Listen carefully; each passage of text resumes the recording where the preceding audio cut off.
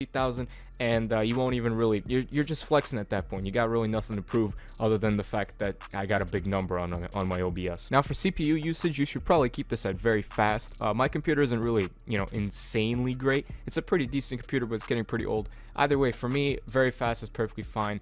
But if you have a really good computer, you could try to go super fast or ultra fast. I don't really think you even need to at this point. It's not that big a deal. But if you do have a little bit of a shittier computer, you got to be self-aware. You got to realize like, shit, I can't really handle it. So you got to go down to maybe faster or fast. Anything where your computer is able to run the game at more than 60 FPS and still manage to record. Make sure to click apply, and now we can move on to audio. Over here, it's pretty simple, right?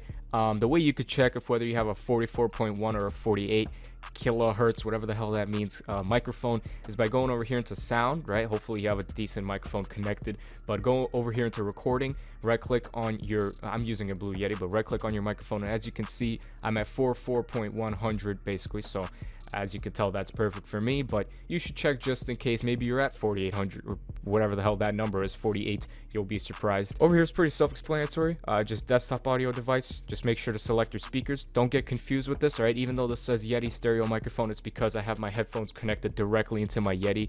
This should just be your headset or your headphones or whatever it is that's connected to your fucking computer. Once again, go into sounds and then into playback, and whatever this one is that has the green check, that one should be selected. And same goes for microphone. For me, as you can tell, it's the Blue Yeti. Why am I still talking about this? For the video, this is where it gets a little bit more complicated, right? This is where you got to realize that my computer really can't handle this. For me, my computer can't, so I'm at a 1920 by 1080 for both of these. So for the base and for the output, whatever that may be, right? Make sure these are both at 1920 1080 if you want that to be.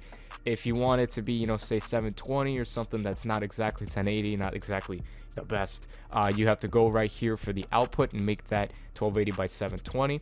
Now over here, I usually keep this normal just because, once again, my computer is pretty normal. But if you have a pretty bomb ass computer, you could go into making it sharpened scaling at 32 samples, just because that's gonna make it even better quality, just so you could show off and be like, I'm the best YouTuber. But if your computer really can't handle it, try bicubic before you go down. But if you realize you really can't